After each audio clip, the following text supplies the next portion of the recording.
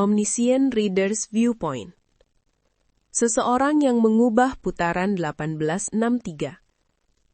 Hei, Li Jihye! Seorang pria melambaikan tangan ke arah kami sambil berbicara dengan nada khas preman. Jas putih yang tersampir di bahunya tak salah lagi. Itu adalah Infinite Dimension Space Code. Artinya, mantel itu sama persis dengan milikku. Konstelasi Lilipin of Aquarius sedang mengernyit. Konstelasi The Commander of the Red Cosmos menunjukkan ketidaksenangan. Bunga-bunga di saku bagian dalam mantelku bergetar. Orang ini pemimpinnya. Gelombang keterkejutan membuat kepalaku sempat pusing. Secara refleks aku menoleh ke Yu Jong-hyuk, tapi aku tak bisa berbagi keterkejutanku dengan Yu Jong-hyuk yang kini seperti orang linglung. Aku kembali menatap pria itu. Satu tangannya dibalut perban, dan ia setengah bersandar di pintu sambil tertawa, menyibakkan rambut putihnya ke belakang. Kim Dak-ja itu idiot. Bagaimanapun kupikirkan, dia tak mungkin pemimpinnya. Lagi pula, mantel ini adalah sesuatu yang bisa didapat dengan mudah di skenario ke-95. Li Jihye mengerutkan kening. Kim Namun? Iya. Aku sudah bilang padamu untuk pura-pura tidak mengenal aku. Sekarang enyah. Aku mau masuk. Kim Namun terdiam di hadapan kata-kata Li Jihye. Li Jihye menatap dia seperti dia menyedihkan. Selain itu, jangan mencuri mantel milik master. Akan kubunuh kau. Kamu tidak mau memakainya sekali saja. Li Jihye membanting pintu dan masuk ke dalam gedung. Seolah tertekan oleh Li Jihye, tatapan Kim Namun mengikuti punggungnya yang menjauh. Ini benar-benar aneh. Jika dipikir-pikir, hubungan mereka persis sama seperti di novel aslinya. Banyak hal baru muncul di benakku. Li Jihye, Lee Hyung-sung, dan Kim Namun. Rasa penasaran dan ketakutan yang tak kukenal melilit jauh di dalam dadaku. Apa yang terjadi di putaran ini? Saat aku teralihkan sesaat, Kim Namun menatapku. Siapa kamu? Mantel itu mirip punyaku. Karakter Kim Namun menunjukkan kewaspadaan terhadapmu. Aku teringat pertemuan pertamaku dengan dia. Kepala Kim Namun meledak di kerata bawah tanah. Jika Kim Namun masih hidup, apakah rasanya seperti ini? Hei, prajurit, siapa orang ini? Sial, itu Yu Jong-hyuk. Kim Namun menyadari Yu Jong-hyuk di belakangku dan segera mundur. Konstelasi Abyssal Black Flame Dragon memperlihatkan taringnya. Kim Namun, iblis delusional. Di putaran ini, Abyssal Black Flame Dragon memilih inkarnasi aslinya. Yu Jong-hyuk mengangkat kepala menanggapi permusuhan yang diarahkan kepadanya, dan Kim Namun tersentak. Kamu masih keren. Apa kamu datang untuk bertarung, Yu Jong-hyuk? Tangan Kim Namun gemetar. Aku tak tahu karena bersemangat atau takut. Mungkin keduanya. Lee Hyung-sung lah yang mencegah suasana memburuk. Namun, mereka tidak datang untuk bertarung. Apa? Lalu kenapa mereka datang? Aku masuk ke dalam gedung tanpa mendengarkan percakapan mereka. Tunggu sebentar, Kim Dak-ja sih. Suara Lee Hyung-sung terdengar di belakangku, tapi keinginanku untuk memeriksa bagian dalam gedung jauh lebih besar. Jika dugaanku benar, ini adalah gedung yang dibayangkan Yu Jong-hyuk di putaran awal. Aku masuk dan sebuah ruangan luas terbentang. Ukurannya seperti gudang perusahaan besar. Dari pintu besar di sampingku, sebuah ranjang yang membawa pasien berlari masuk. Ada satu pasien darurat. Jangan main-main dan pindahkan pasien ke sini. Aku segera mendorong ranjang itu. Orang-orang dengan jas putih berkumpul. Story pack, bawa story pack. Pasien ini alergi terhadap cerita yang berhubungan dengan hewan. Mereka semua terlatih dalam keterampilan medis. Yang memimpin adalah seorang wanita berkacamata tipis tanpa rangkai. Ia menatap perut dan paha pasien yang tertusuk dan menanyakan detailnya kepadaku. Di mana pasien ini terluka? Aku menatapnya diam-diam. Wanita ini yang di beberapa putaran disebut poisoner dan di putaran lain righteous. Di sebagian putaran, ia kekasih Yu Jong-hyuk, di putaran lain musuhnya. Aku mengenakan jas putih dan disangka dokter.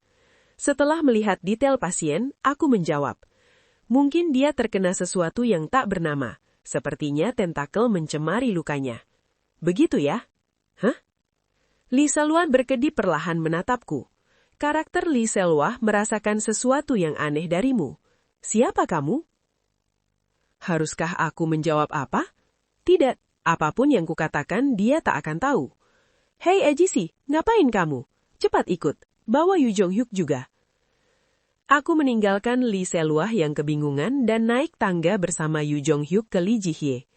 Dinding bagian dalam gedung terbuat dari bahan transparan, sehingga struktur seluruh gedung terlihat saat kami naik. Pasien terus berdatangan ke IGD di lantai 1. Mereka adalah inkarnasi yang terluka akibat menghadapi outer god atau konstelasi. Tak heran, tragedi seperti ini sudah menjadi hal biasa di skenario ke-95.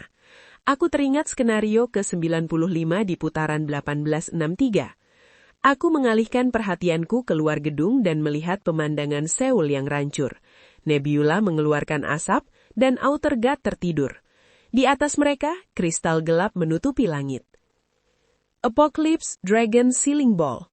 Segel ini adalah inti dan tujuan skenario ke-95. Kumpulkan 5 kunci yang tersebar dan lepaskan Apocalypse Dragon. Begitu naga itu dilepaskan, kehancuran akan menimpa planet ini, dan mereka yang menyelesaikan skenario akan otomatis menuju skenario selanjutnya. Namun putaran 1863 ini berbeda dari yang kukenal.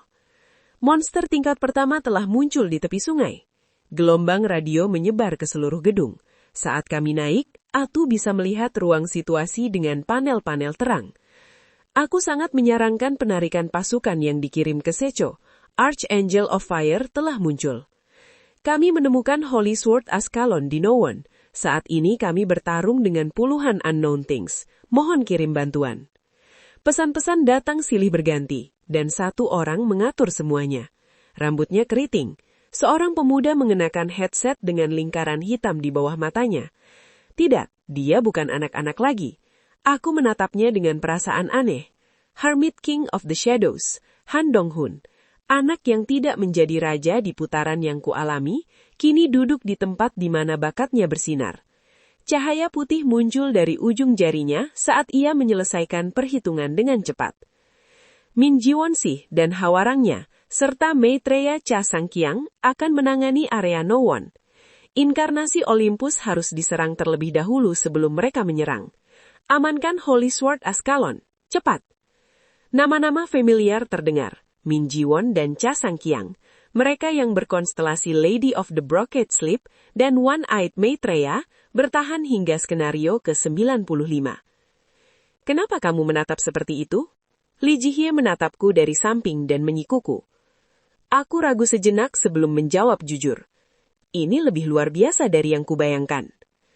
Lee Ji-hye tampak terkejut lalu ragu sejenak. Yah, masterku memang hebat. Semuanya berkat master. Dia melakukannya sendirian. Lee Ji-hye, Lee Hyung-sung, Lee Selwah, Min Ji-won, Cha Sang-kyang, Han Dong-hun, dan juga Kim Na-moon.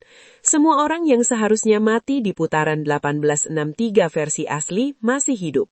Bahkan, lebih dari itu kekuatan dan skala pasukan mereka luar biasa. Dalam satu arti, ini bahkan lebih baik dari putaran ketiga yang kualami. Tidak, ini adalah tingkat yang selalu kuharapkan. Kepalaku berdenyut. Seseorang yang tak kukenal telah mengubah sejarah putaran 1863. Tragedi yang seharusnya terjadi tidak terjadi, dan umat manusia bertarung. Yu Jong-hyuk belum kehilangan satu pun rekannya. Mungkin aku tak perlu kembali ke putaran ketiga. Aku bisa melihat akhir yang benar di sini. Lee Ji-hye berkata, kami akan menuntaskan skenario ini sampai akhir bersama master kami. Saat mendengar itu, sensasi dingin dan ganjil memenuhi dadaku. Jelas, semua ada dalam pemandangan ini, kecuali satu hal. Aku berpaling dan melihat Yu Jong-hyuk berdiri dengan ekspresi kosong. Aku tak tahu apakah ia menatap pemandangan ini. Aku tak tahu apakah ia berduka atau bersuka cita. Yang ku tahu hanya tentang diriku sendiri. Kenapa kamu membenci Yu Jong-hyuk? Karena dia orang jahat. Kenapa dia orang jahat? Kamu benar-benar bertanya karena tidak tahu. Aku tidak tahu. Dia tak akan ragu membunuh demi tujuannya sendiri. Itu benar. Aku bertanya, hanya itu saja? Benar, mungkin alasan itu saja sudah cukup. Namun, Kim Dakja berpikir, kamu tidak tahu kenapa Yu Jong-hyuk melakukan hal-hal itu. Aku menarik napas dalam. Ini bukan salah Lee Ji-hye, tidak ada yang salah. Justru semua berjalan begitu baik sampai mungkin itu membuat aku marah. Siapa master yang kamu maksud? Pergi ke lantai paling atas gedung, naik lift yang ada di sana. Aku mengangguk dan menuju lift. Yu Jong-hyuk mengikutiku dan Lee Ji-hye menyundangkan pedangnya. Tinggalkan Yu Jong-hyuk di sini. Seperti yang kuduga, aku bergantian menatap Yu Jong-hyuk dan Lee Ji-hye. Terdengar bunyi ding saat lift tiba. Aku mendekati Yu Jong-hyuk sebelum masuk. Yu Jong-hyuk, pikirkan hal-hal yang membahagiakan dan tunggu, mengerti? Namun jika ada yang mencoba menyakitimu, ingatlah kenangan hari-hari paling malangmu. Apa yang sedang kamu lakukan? Lee Ji-hye merasakan nuansa aneh dari kata-kataku. Aku mengabaikannya dan masuk ke lift. Hei, jawab aku. Apa maksudmu dengan ucapanmu pada Yu Jong-hyuk? Aku tahu betapa pentingnya tempat ini bagi Lee Ji-hye. Wajar, sesuatu yang berharga bagi seseorang adalah kelemahannya. Kalau penasaran, coba sentuh dia. Walau kalau aku jadi kamu, aku tidak akan melakukannya. Pintu lift menutup. 3, 4, 5. Gravitasi meningkat seiring berubahnya jumlah lantai. Angka-angka berganti sementara otakku bekerja lebih cepat dari sebelumnya. Siapa itu? Ada beberapa kandidat. Mereka yang bisa membaca informasi masa depan dan mengubahnya.